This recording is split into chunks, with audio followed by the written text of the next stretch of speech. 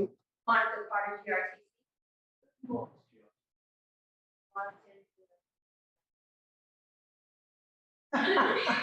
Sure.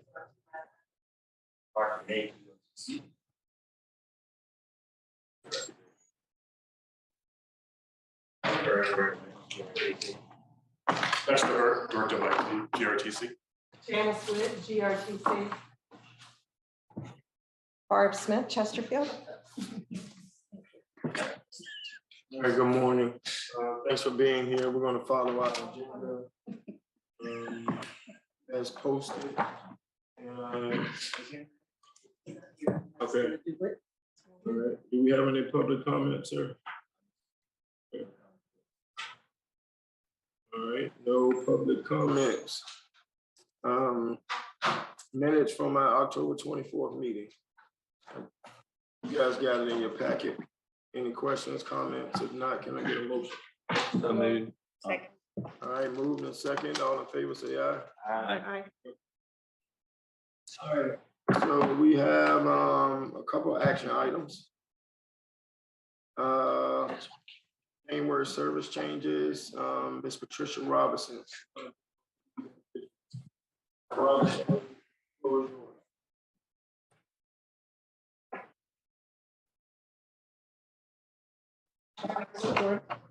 I have on page 6 a GRTC consent agenda item for the Title VI analysis of the January 2024 proposed service changes. So just to quickly highlight, the changes that are proposed are for the pulse, increased frequency to 10 minutes until 7 p.m. and Saturday frequency to 15 minutes until 12 a.m. The 1A extension down Midlothian Turnpike to Walmart Way and increase Sunday frequency from 45 minutes to 40. Route 5 increase Saturday frequency from 30 minutes to 15 minutes until 7 p.m. Route 19 extended into Goochland County to Sheltering Arms on Wilkes Bridge Drive. Increased weekday and Saturday frequency from 30 minutes to 15 minutes, servicing the Wilkes Bridge Drive loop every other trip. Route 20 increased weekday frequency to be 30 minute service all day instead of doing during peak only. And then Route 29 Express adjusting 2 of our PM trips and adding 1 PM trip to account for max loads. And Route 91 increased frequency to 30-minute service all day. And this also includes the replacement or elimination of Route 93 with our new microtransit service. We're still running that duplicative service from now until January to give riders a chance to adjust to the new service model. And then in January, the Route 93 would go away. So the recommendation is for the Board of Directors to acknowledge and concur the results of the Title VI equity analysis was that there is no disparate impact or disproportionate burden to GRTC riders because of these proposed changes. Are there any questions? Thank you. So we need to vote on this, right? All right. Isn't that part of the consent agenda? So this is listed on my agenda as action item, not consent. So Yeah, but she said consent. didn't she?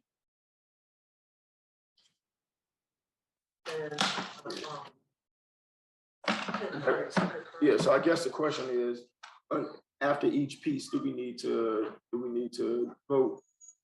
Because if it's consent, we just do it in a block. Yeah. So I mean, it's listed as action on here, so I'm just going to do it. Let's just vote real quick. Okay. Moved. All right, second. Second. All right. All in favor, say aye. Aye. Thank you. All right, financial audit.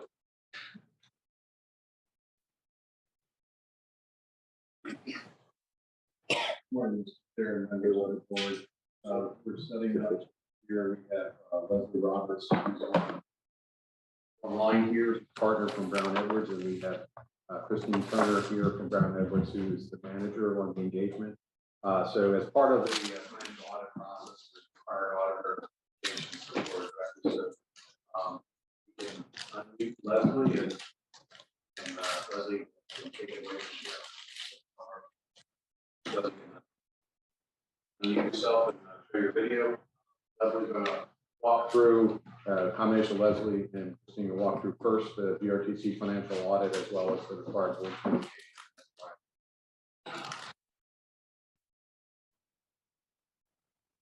Leslie, you did.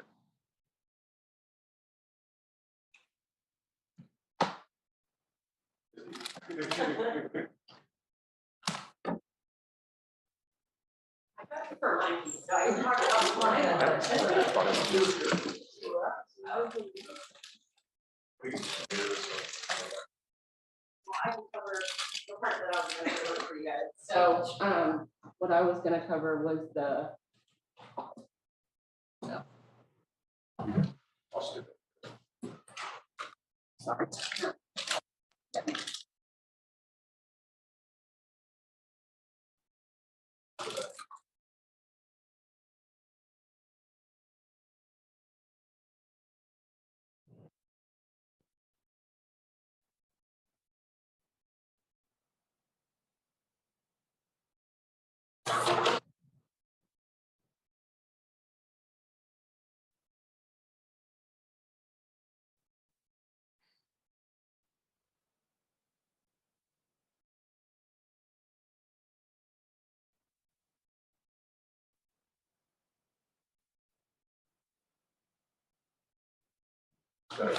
As I go to RideFinders.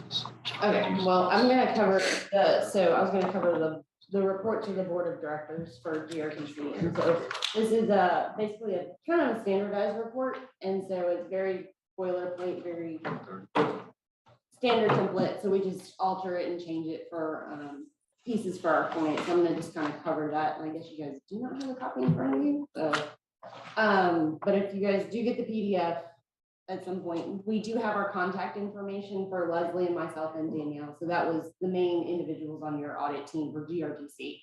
RideFinders will have its own separate report. So as part of this report, this is in addition to the audit report that we send to you guys. And so this is basically aimed at you at the board.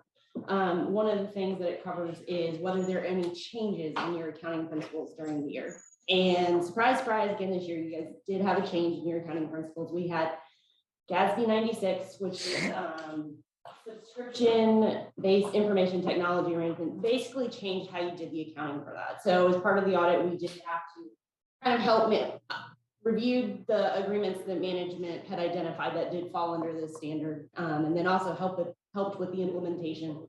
So again, like the lease standard, for governmental, it just added some more information to your footnotes. So major financial statements. But outside of that, what we found was that, management agreed, we implemented it correctly, no issues there. And so within the letter, we'll refer you to note 2 and 16. So 2 will give you like a high level understanding of what the standard kind of meant. And then note 16 will kind of give you a little bit more detail about the actual agreements. The next part of the letter I want to cover is just the accounting estimates within your financial statements that we think are going to be of more interest to the users. And that'll include 1, the pension liability, and any other related balances are going to be based off of an actuary report, the actuary valuation, as well as the expected and projected performance. Oh yeah, here's the report of the related investments for the pension plan. So yeah, so I'm right here. The second bullet point, so this is the second estimate that we think are particularly interest for users of the financial is your useful lives of your capital assets. And so again, this is going to be based on management's estimate and kind of past experience with these kind of similar assets. So we evaluated these and we just kind of determined that they are appropriate and, nothing misstated or unreasonable in relation to the financials. Okay, so then if we want to go to the next page, this top part kind of talks about the disclosures that we think are more interest to users of the financials. And so it's the retirement plan, your accrued uninsured accident claims, your union contracts and commitments and contingencies. And we reference the footnotes. So if you guys get bored, feel free to pick up the financials and read through those. The next section I want to cover is the corrected, uncorrected misstatements. We're referring you to Appendix B, but it was a corrected misstatement. So what had happened is that RideFinders is under FASB, whereas GRTC is under GASB. So last year, RideFinders didn't have to implement the lease standard under GASB guidance, but this year they did. So there was a difference between GRTC's books and RideFinders books. So this year, basically, that misstatement from last year went away because RideFinders had to implement the FASB lease standard. So now you guys are cohesion between the two, no differences in balances because we consolidate the two within GRTC. Disagreements with management, again, that's a very boilerplate section, but if we did have disagreements with management, you would have heard from us sooner. And then the next piece is just management representation. Just want to refer you to Appendix A, which gives you the signed representation letter from management, which is basically them saying, we've provided you all the information, we've made you aware of anything, we haven't withheld anything from you guys. So that is it. I mean, the only other thing to point out is the very last paragraph at the bottom of this page shows this report is basically just going to tell you that there are some parts of the financials that we didn't audit. Now, we did do some things to get comfort over them, like maybe tie them out to the main financials, kind of compare them to accounting records, but that's it. And then the rest of the pages are sleeping material. If you're like suffering from insomnia one night, it's just to tell you about all the accounting standards coming up. So, feel free to read that and peruse that, but I am not going to cover that today. And that's, yep, they are all the way down, and then have some of the appendixes, which will have like I think it's like the management representation letter, the past adjustment sheet, and I don't know I don't think there's reclass entries or audited. Yeah. So that's what's coming. Yep.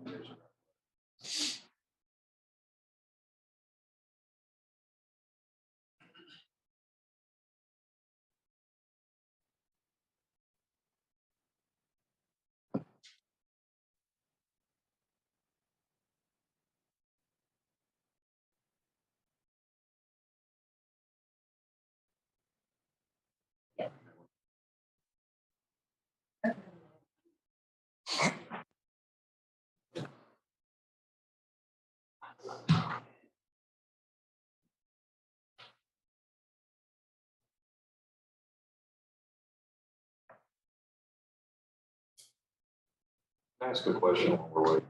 I will do my best to answer. You're just talking, the most important thing I heard in that presentation was no disagreements with management No, on this. none whatsoever. Is that the same as saying this is a, what do you call it? Clean audit? You got a clean audit, Okay. unmodified opinion. So what's happening right now? Are you finished or is it? So Leslie was gonna Yes. do RideFinders financials and stuff because I'm not as involved in that audit. I do more of like helping the staff with questions and managing that job. So she was gonna cover that part and GRTC's financials, and then the part that I covered was what I was going to cover. All right, so GRTC and RideFinders financial orders are listed separately, but the presentations are going to be together as well. Okay. I think it was our understanding that it's the same, eventually the same board for the two entities, so we were just gonna consolidate them into one, so we didn't have to come back multiple times. Okay. Yeah, so I'll cover, okay, so essentially, same letter for RideFinders, just as we covered for GRTC. Verbiage is gonna be a little bit different, because like I said, FASB standards are a little bit different than GASB standards. So second paragraph to point out whether you had any changes in accounting principles, and you guys did. So the last couple of years, everybody's gotten hit with just new accounting standards. So for RideFinders, it was the lease standard, whereas GRTC, that happened in the 22 fiscal year. So FASB is just a year behind. And essentially what we're saying is that, again, we reviewed the lease agreements, helped management implement it, but, didn't find anything wrong with them. Only thing that we found was that it added more footnote disclosures to your financials. So it might have added a couple more pages. So if you guys want some more information on the financials, you can refer to note 2, and there might have been another note, but maybe it's just in note 2. Then as far as the accounting estimates, really there are none that I think that we point out that would be of significant interest to the users that would stand out, as well as the financial statement disclosures. we found them to be neutral, consistent, and clear, but nothing that we would say like on GRTC, oh, hey, the users are gonna hone in on this one more so than another one. Corrected, uncorrected misstatements. I don't think for RideFinders there was any. I think last year, no, there wasn't. So this year we didn't find anything to report there. Again, the disagreements with management and is just a standard boilerplate, but we're basically saying no disagreements with management. Management representation letter section, again, referencing you to Appendix A, and then the rest of this letter is just pretty boilerplate. But along with the rest of this letter, again, we're going to give you FASB pronouncements coming out. So again, if you need more sleeping material, we'll just take this letter out. And then this is the signed management representation letter that we got from management for the RideFinders audit. And again, same thing, them saying that we've been forthcoming, provided you everything we've asked for, made you aware of anything that we are aware of. That is it for the appendix. So again, it's unmodified. Yeah, unmodified opinion. So the only big differences this year between last year for RideFinders is you're going to find that lease standard how to be implemented. So you're going to have an asset and a liability for the leases. So essentially, you're trying to calculate what you would owe over the life of the lease and then bring that on as a liability with an offsetting asset. And then you're going to kind of amortize that asset over the life of the lease. And then you're going to amortize, I guess, as that liability, kind of like you would loan of debt. So. Those are such a one. Oh, we're done. It's done. John, we good? Okay, all right, is that If you guys Leslie? have any questions, please. Is that her up in the corner? Yeah, she's gonna try to log back in, log back. Okay, just tell her when she log back in, tell her we good, thank you. I think we're fine, Okay, Leslie. I'm happy. Okay, all right, let's, can I get a motion, let's do the motion separately. The GRTC audit first. Get a motion from the floor to accept it. Second. All right, moved in second, all in favor say aye. Aye. Any opposed? All right, RideFinders financial audit.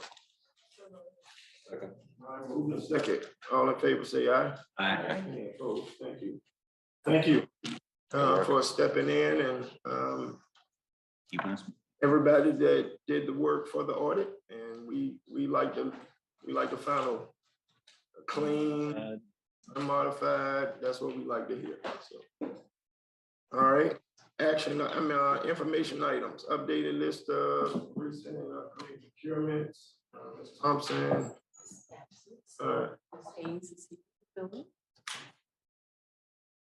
Good morning, Mr. Chair and members of the board. The procurement upcoming report can be found on pages 34 and 35 of the board packet. Two projects have been added to this month's report. The first one is the marketing services for the micro transit division. Staff estimates spending $150,000 for this project, and we're looking to award this winter. Secondly, risk management department has added risk management department had a risk assessment of the facilities performed earlier this year. Their consultant identified the need for a new motorized entrance gate, and staff estimates the cost for the fence to be $250,000, and we anticipate submitting a recommendation to the board in the spring. Are there any questions? That's one fence is $250,000. How many fences is it on? It's actually going to be two visits to let's get the interest in the employee interest. You have a question? Any questions? All right, thank you, man. Next up, Mr. Carter, Public Transportation Agency Safety Plan. Morning, Mr. Chair, members of the board. Going over the Public Transportation Agency Safety Plan updates. This is found on page 36 of the package.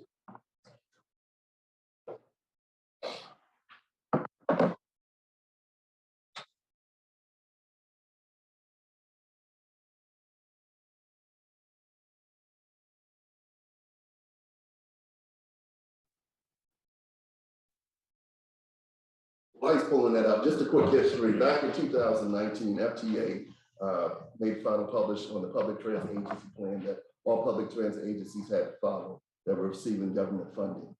Part of that agency safety plan requirement is that we had to set safety performance goals to actually guide every year, review them annually to determine how we were doing based off the safety agency plan.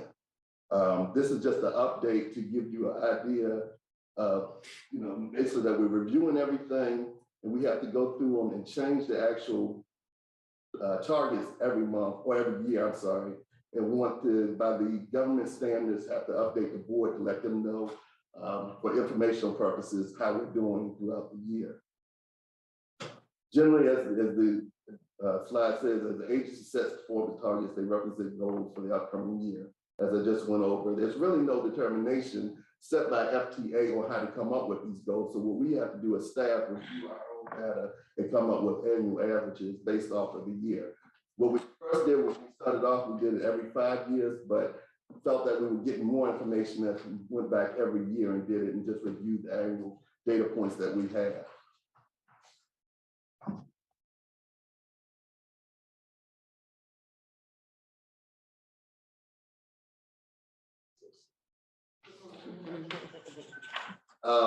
And this is basically how it breaks down. So basically it breaks down in categories: fatalities. Basically nobody wants any fatalities, so we set our goal as 0. Fatalities per 100, and this is where it's breakdown. This times $100,000, which is the average breakdown that industry-wide is how you break it down. Injuries, total injuries, 15. Now injuries, this is required, or this is determined by FTA standards, basically a serious type injury where someone's transported from the actual scene by ambulance. And again, the breakdown. And then safety events is the total amount of safety events. Basically, it's not a serious accident, it's an actual accident that wouldn't meet FTA requirements to report, but it doesn't necessarily mean that somebody was actually injured. And then there's a safety breakdown of that, how that's broken down across injury standards. And then system reliability is basically every amount of miles or average amount of miles between road calls. As you can see, we have fixed route, and then we have the man on response spectrum. And that's the actual performance targets that we've set. According to this, we did have to increase it a little bit on the injuries and the safety events, just because of the recent increases that we've had across the board in accidents itself. But if you look at the next slide,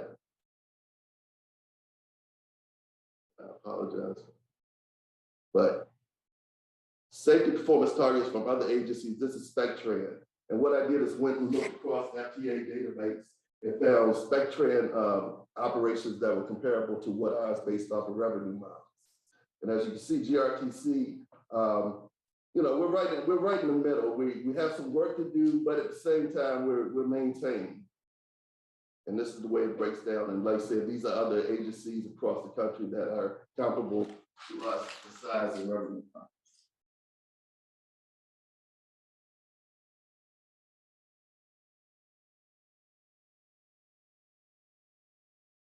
This is for the fixed route.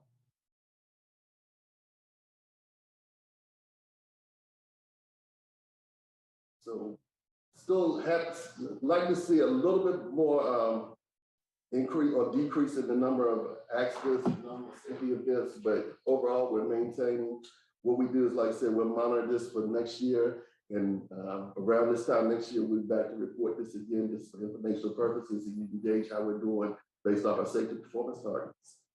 So it looks like on this graph, we're on the low side, but on the previous graph, we're on the high side. Is that a fair way of looking at it? Yeah, on certain things. On system reliability, we're a little low on this side, but on the other side, we're right in the middle. For the accidents and injuries, that type of thing, we're sort of in the middle to the low side, but like I said, we're working on that. So across the board, we still have some work to do. But yes, I was lost on what on the low side or in the middle map. Could you go to page 41? I was just trying to make sure I'm interpreting it right. We're in the middle on injury. Safety events were on the high side. On the safety, I was On the looking high maybe side on safety and middle on Yeah. Injury. Spectrum, or what you talking about? Yeah, the page 40. Are you comparing these when you say 3 for the injuries? I was looking sort of in the middle there because Lexington has a 5. The other numbers, it seemed like we're on the high end. Exactly, Is that fair? yes. But these are targets, right? You're correct. Can we get, when we look at this, can we get like the previous target and what we actually hit in the future so that we can see? The target is fine, but I want to know where we hit the target. So you want the exact numbers or? I think if we're gonna put this in, so we know what the targets are, we should know what we did in the previous year, what the target was and what the, so that we can just see how we did. Your actual. Yeah, that helps you to figure out if your targets in the future are on track or not, which I'm sure that's what y'all did. Yeah, You yeah. simplified it for us, but it just helps me if I can see that.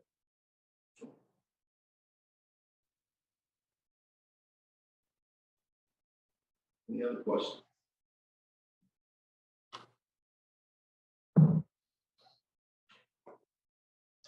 All right, thank you.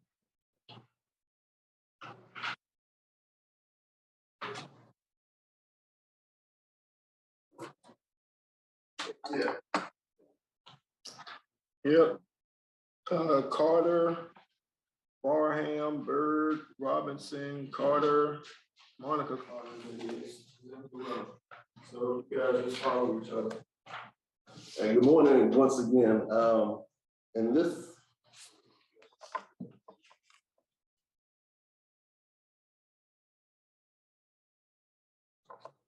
So going on safety performance report, and this is for the month of October. You look at it, we did see a decline in the overall amount of accidents. I'd like to see it's a little bit better, but again, we're having the same type of issues with minor accidents, mirrors, taps, things of that nature. And it's basically because we're still seeing the type of accidents where inexperience is playing a role, not familiar with the actual locations of the city, tight roads, things of that nature, construction's going on. As I stated before, our safety department training team, they're making more of an effort to get out and actually do ride-alongs and do observations with the newer operators to make sure that they can become more familiar with the locations and everything, make sure that they're paying attention to what they're doing when it comes to those type of situations. But all in all, the numbers for this month did go down. Break it down. Care did have a pretty good month as well. We're still seeing like I said, the mirror hits and things of that nature with driving up the numbers, fixed object type accidents. Those are the overall takeaways from this report. Are there any questions or anything that you all have any concerns on?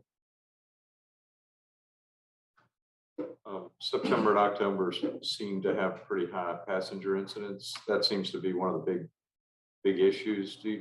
Can you summarize what, if any, reason behind that was that we can identify? So basically, the type of passenger accidents that it's kind of weird, and we've seen an increase in that too, is we're seeing people falling out of seats. We're seeing people sitting down and buses turning and they're just falling out of seats. And once they hit the floor, that's classified as an accident. So a lot of the passenger accidents aren't really anything that the operators are doing wrong. It's more or less the passengers, for lack of a better term, aren't paying attention to what they're doing. We're seeing, we've had a lot of passengers that are asleep. And I mean, when I say sleep, and the bus will go around the corner and they'll fall over or do something like that. People working hard, I guess the buses are comfortable. I don't know. This is crazy, but I wonder if any of it has to do with the days getting shorter. Days getting shorter. We People talked about closing that. their eyes. Yeah, we've had that conversation before. You have any other passenger incidents? How many? I would say As far as we know, let's see. it's not half, but it would be, I would say 5 or 6. Riding the bus is What are some safer on the bus. Um, people rushing to catch the bus, tripping to get on the bus. They If fall they asleep, trip, they going up fall out their steps, seat. that's considered an accident. So what if they trip, run into the bus? If they're not on the They bus, got- then it would be considered an accident. And we have that situation, we encourage our operators to call everything, in, so that would be considered an incident. But it's not an accident. All right, any other questions? All right, thank you, sir. Thank you.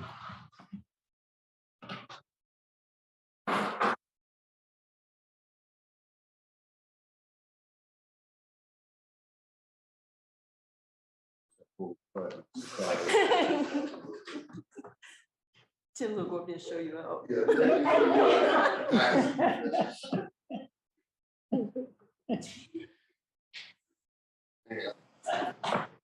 Good morning, Mr. Chair, members of the board. The operating performance and staffing report you'll see on page 49. We finished last month with 297 full-time operators, 27 part-time operators, 49 operators in various stages of training. Our KPIs pretty much remain steady for the most part, or even some slight improvements. I'm saving the best for last. As of today, we are at 308 full-time operators. So we. That was the goal. That was 300 was the goal. We exceeded the goal. We reached that milestone of 300 plus operators. Yeah, we exceeded the 27 goal. part-time, and we have 35 operators in various stages of training. We don't have any scheduled classes for the remainder of the year. We want to let those operators that are currently in training matriculate and graduate, and we will reassess first of the year and maintain going forward so that we can stay ahead of the attrition. We're still doing pretty good as far as folks leaving the company, so we want to make sure we stay on that as well. One last note, last month when I gave my report, I failed to mention one area, and it was an oversight on my part. The training department, we could not have done what we did without their expertise and help. As part of the risk management department, so Tony, his group led by Mark Carter, Ross Long, the trainers, the operators who assist with training, and so forth, our line instructors, all those people were instrumental. We had 168 operators come through our system, new operators this year. And as far as I know, that's been unprecedented for GRTC. So for those folks to do what they do each and every day, and we put pressure on, myself, Cheryl, the rest of the folks, that we need to make sure that we improve our service. And in order to do that, we have to have the operators. So I just wanted to give a shout out to them and acknowledge them for the tremendous work that they've done this past year to get us where we are. All right, I've got a question. Go ahead. First. Yeah, you go ahead. Okay. You had 169 because, no, 169 because Oh, that's right, you did go out the other day. I drove last week. Yes. Mark let me drive a bus around Bird Park last week. It was quite an experience. Luckily, I did not add any incident report findings. But no, it was a incredible experience being able to drive around and realize just how hard it is, the air brakes. Opening doors fun. I did kind of enjoy that part. But there's just a really cool experience understanding how hard that job is. I think especially given in the city with our older infrastructure streets, the turns, the hard curves. I had to make a really big turn, and the 5-foot gap over the front lip of the vehicle was hard to get used to because I was technically over the sidewalk at one point, making a big hairpin turn by Maymont. But I just want to say to what your comment last was about your training efforts. Mark was amazing, very hands-on, very informative, and I can see why you're having so many people not only come through, but committing and staying through their training, because at that level, if you can get me behind the wheel of a bus and not mess up, then I'm sure that they're doing even better things in their simulator. So I just want to add to that. So thank you. It's part of the Car November thing. So you took the simulator to a whole new level, is that right? Okay. You took it. Yeah. Still, I gotta finish my simulated experience. Any other questions? So first of all, shout out. We said several months back that we could try to get to 300 by the end of the year. Team did it. So that's incredible. There's an email, I think it's a I don't know if I want to call it a blog or email that goes out every day called Good Morning RVA. So I'm on that email list. So the author or the elder actually talked about it today. Says, now, so, but there is a point of concern. That's why I'm when GRTC announced new pay and hiring bonuses for bus operators earlier this year, I started keeping an eye on the bus system's monthly stats. So we're not the only ones looking at the stats. I wanted to see if hiring enough operators would address some of GRTC's reliability issues. It's now about 6 months after those pay increases, and I think we can say it's worked kind of. Check out this month's GRTC board packet, and they provided the link. So people are looking at our board packets. Scroll to page 49 for some operating performance graphs. For the last 3 months, GRTC reports an increase in the percentage of scheduled trips operated, which hit a low point this past June. As someone who's been ghosted by a handful of buses over the past couple of months, I can tell you that almost nothing's worse than when your bus just doesn't show up. However, it's not all improvements, and you can help us with this. The on-time performance of the system has actually dropped since June, with fewer than 70% of trips qualifying as on time. Talk to me about that. And then I'll read the rest of it. The rest of it is showing. Yeah, basically, we've been in that same pattern, 68, 67, 69% on-time performance. Our goal has been 80. I've had some conversations with Stephen and his group about some ways in which we can look at improving that. Our supervisors do go out periodically, check on the service in terms of how the routes are operating. We also, with our CleverCAD, have the ability to view, and we can see when buses are running early or running late, and we will make a note or even call the operator to ask them to watch the time point. And even one of the suggestions would be to hold time if we're running early at a safe location. And then we try to cut in if need be, if a bus is running too late as well. Yes, we have had improvements in terms of our schedules and as far as how they operate or how many operate. We were, well over 1,000 trips that didn't operate. A lot of them were due to lack of manpower. So we've gotten those into the 200-300 range. So that has improved. But yeah, we do need some work to do in that area. So we're looking at schedule performance, looking at some other areas in terms of if we can make adjustments to the schedule themselves. If they're not operating on a consistent basis, then there's something with the schedule we need to adjust as well in terms of the time points. So those are the areas that we're looking at and try to make improvements on those. Here's the end of it. Finally, flip to page 50, and you'll see that right now GRTC has more operators than they had at any point in the last 5 years, and it's impressive. More operators mean more folk driving more buses, which means more frequent bus stops, longer hours, better weekend service. And he says, scroll back to the top of the PDF packet, page 6. I don't know what that is, but to get a sense of what kind of improvements are possible when the bus system isn't working with us. So ultimately, that was a shout out. And I was curious about the 70% piece. But we'll get better. Yeah. But ultimately, thank you. That's facts. More drivers, more routes. People be able to get places quicker and more efficient. I do think that the safety that we looked at for the last 2 months and all the on time, the more we put new drivers out, the more they have to learn to, get through the streets. And if their route changes, they got a new route to learn. But the longer they've been in the system, I think it's a growing pain, but I think that it'll actually get better as long as we're able to retain. And I think we set up well to retain. So I just think it's new people. It absolutely is. When a new operator does not maintain a schedule as well as an experienced operator, they first come out, they're nervous, they're trying to get. They don't want to hit anything. Yeah, so Be driving.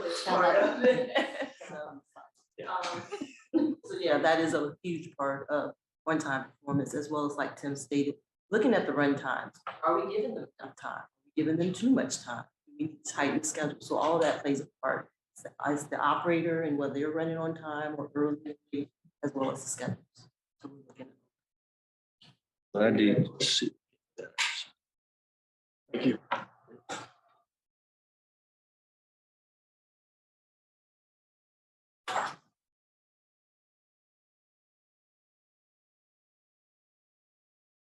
Morning, Mr. Chairman, members of the board. Maintenance report can be found on page 54 of the board packet. Keep it short. Currently, we're just down one mechanic in the maintenance department. We hired a general property on last week and it starts next week. We do have 2 interviews for mechanics and hopefully one of those will be hired. That's the end of the maintenance report. So you said the person you hired is for what? What job? General properties. Okay. So what is that? He fixes the interiors around the shop, around the building, maintains the building for building maintenance. You generally have how many mechanics? So one, I mean, clearly you want 35, but one mechanic short is, maybe it is. We would like to have that one, but we're not hurting right now. How you feeling about acquiring somebody? So You got 2 I got 2 interviews this week. Hopefully one of those will be hired. thank you, sir.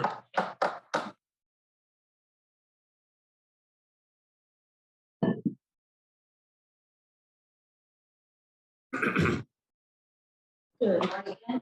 To start off the staff report, I did want to do a vision about our transit strategic plan. We're starting round 2 public engagement next week. We're holding 3 open house engagement opportunities for employees and 3 events for public feedback. The pop-up events will be the November 28th and 30th. These times, locations are going to be listed on the website, out on all GRTC social medias. The online survey will start the November 27th and run open through the end of,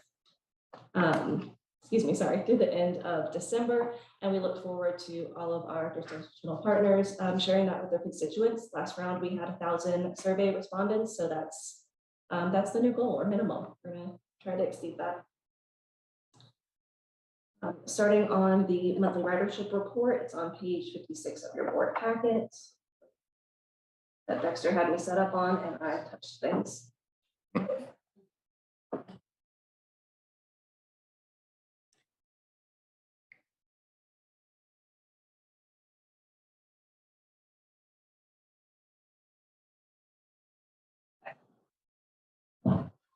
I apologize for how tiny that is. I'm hoping you can see it better on.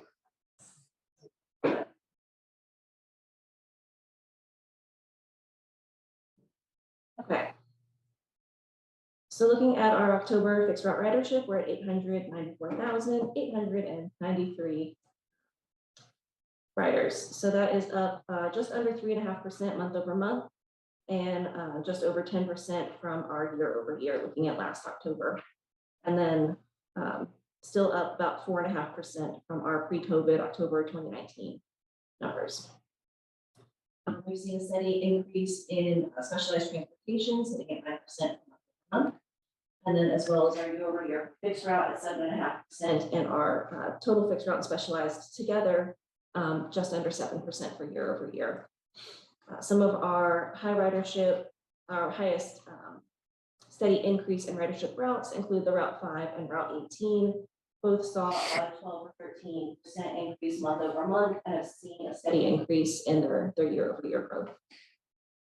But I'd be happy to take any questions regarding the ridership.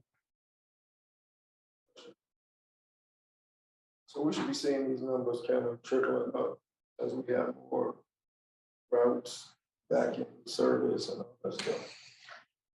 Yeah, we would still expect to see that continual growth as we keep adding back service for more operators and continue ridership. Thank you.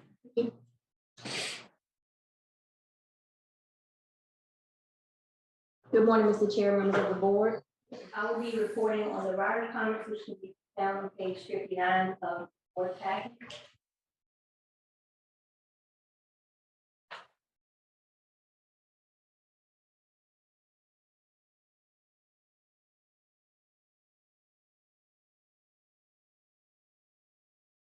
So just looking at it right off, there's not, anything that like jumps out as far as how we're trending, kind of staying consistent. When we're looking at the overall trends for the month of October compared to previous months, we're still kind of holding steady in some areas, where we still see opportunities that we need to improve, of course. But again, working on that, dealing with new operators being a revenue service, especially when it comes to passed up passenger type of. And then we also noted that there were 7 commendations for the month of October. Several of those were for operators and customer service representatives. We had one that was peer-to-peer, and we had a couple that were geared towards the overall service that GRTC is providing. One customer noted that he had not ridden it since 2000 and started to ride and noticed some remarkable improvements with the service as far as the communication and so forth. And so this concludes my report. Did you have any questions for me? So on this chart, so I see you mapping it out where you're comparing it, but month to month. So we have non-verified listed as invalid. Transportation invalid is the orange block, I guess. What page are you on? 61.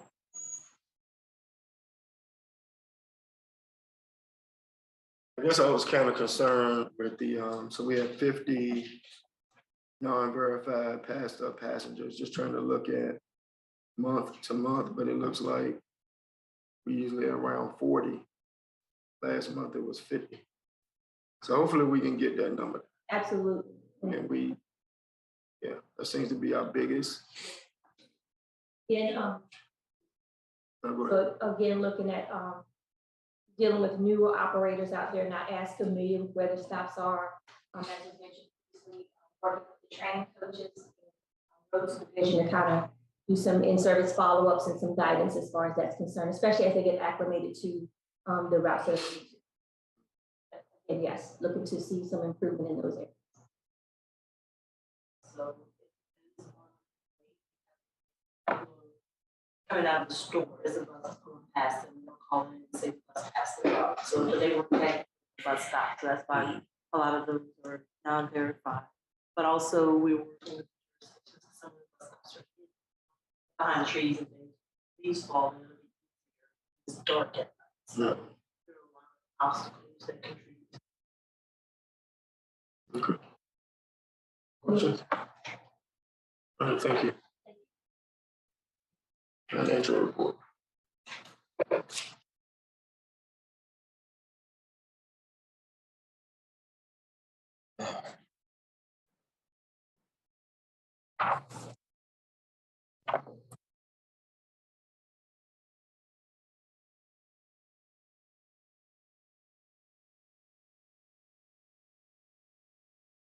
All right. Morning, Mr. Chair, members of the board. On page 64 is the financial package, which shown here is on slide 65, which is your key highlights for the month. So revenues, apologize for it says unfavorable. They are favorable to the budget by about $500,000. And this is due in part, you heard that Tim announced the good news that 308 operators. So these are through September, so this is 3 months on flagging. So because of the trainees, the amount of trainees that were in the numbers at this point, there were 362 personnel and 66 trainees at the end of September. So 277 full-time, 27 part-time. So wages in the operator side have been unfavorable. So therefore, we've been utilizing our ARPA funds to offset that. So what we have here for the revenues, basically the ARPA funding for operator trainees and wages was favorable to budget at about $384,000, and then contributing to that is about $168,000 in interest income due to the higher treasury rates. That's one thing to be thankful for inflation, you get higher Fed rate returns. And this is offset a little bit by about $102,000 in the local funds. As you recall that GRTC is funding one of the trip to zero fare grants in the tune of about 1.7 million, or about $141,000 a month out of our contingency fund. So that's no revenue, obviously, but it's in the budget. So all in all, there for the month, for 3 months ended September, positive about $500,000. On the operating expense side, we are favorable about 1.8 million on a budget of 19.2. What we have going on there, we have favorable G&A,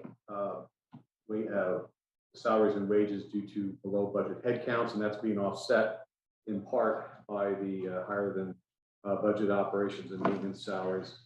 We have favorable services at this point, about 972,000. That's about the timing of the receipts of some of the consultancies for in North-South DOT and all those other large projects that were budgeted. We're also a little bit favorable in materials and supplies at this point, about 474,000. Offset slightly by purchase transportation's unfavorable, about $53,000. That's just due basically to demand, higher demand for the care on demand programs. And cumulative, we're about $42,000 on favorable utilities, and that's being driven by, as we said, various months, and we're in discussions with BPU to kind of go through. So all in all, through the 3 months, we have a surplus of about 1.3 million. And down on the bottom, operating cash is about 2.1 million as we exited the month of September, a little lower than we wanted. We invested in more receivables, less in cash.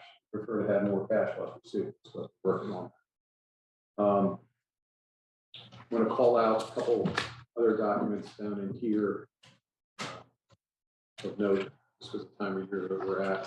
So as you see on the balance sheet, so I was talking about on the current assets. Current assets are up for the year, but you see we have 12.9, almost $13 million in receivables, and our cash account is down. So we're looking to convert some of those receivables into cash. Some of them are Fed, some of them are operating contributions. Other than that, the balance sheet is still strong and very stable. You can see in the cash flow, we're expecting a pretty robust cash receipts in the month of November, far right.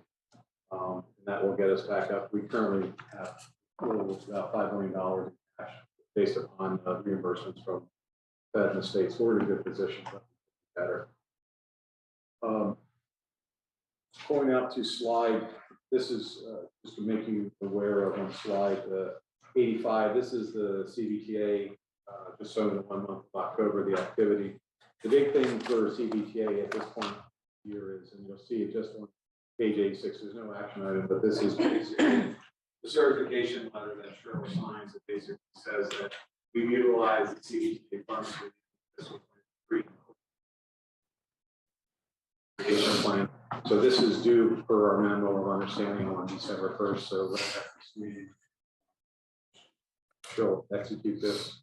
I dated it November 9th, which is the finance committee meeting. But and what that accompanies is this is basically same format as the CBTA quarter report, but it's a summary of all 4 quarters. So in there, this is included on page slides 87 and 91. So here is the total summary of the 4 quarters, and then you'll see each quarter's activity log. So we give the full year report, the certification letter, and the copies of the GRTC audited financial statements to CBT by December 1st. We comply with the reporting requirements. So at that time, I'll cut it short here and then just take any questions. It's a real small number, but I'm just curious as to what the $42,000 worth of water, that's a lot of water. Is it a leak? We're in the process with. So had a plot a couple of years. It's both water and gas. So we did replace meter 2 or 3 weeks ago, water meter. If I look at it, CCF per day. So 21. 2. So they supply the meter, so usually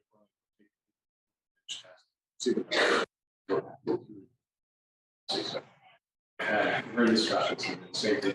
Yes. So we'll probably have a better.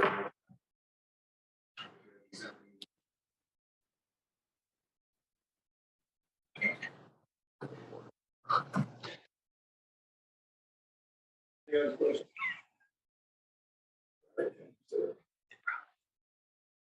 CEO. Good morning. I have two things. I would like to circle back to the service changes, just to make sure everyone understands the huge expansion that was in January. Expansion of 1A all the way out to Walmart Way is a huge expansion. Route 19 with the 15-minute service, and also going to shelter and offices for a really big one, as well as returning service to the route, to the Pulse and the Route 5. So I just wanted to make sure everyone understood that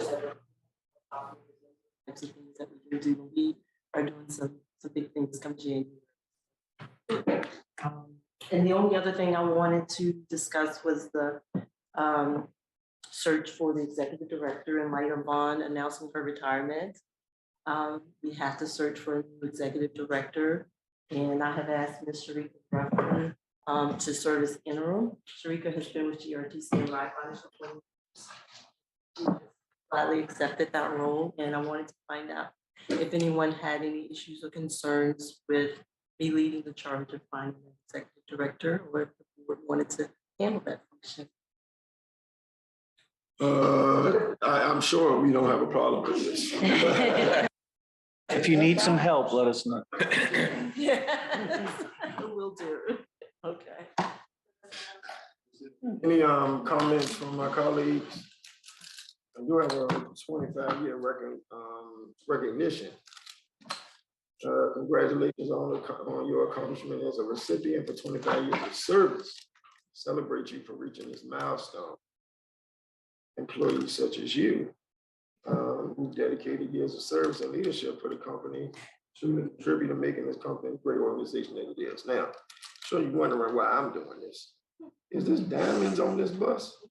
Should be. 25 years. This is nice. We hope that you will continue to lead the vision and go to your future contributions. And this is Cheryl Adams. So this is why I'm doing this.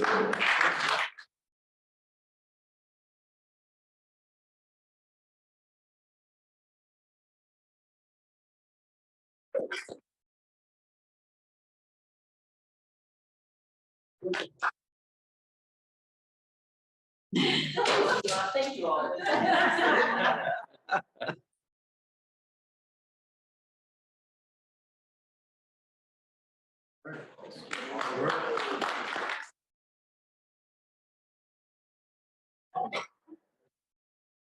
I just want to say thank you. I mean, this season of Thanksgiving, and this has been a great year. I've been really excited about all the things this year, especially when this time last year we were kind of in flux and trying to figure out where we were going.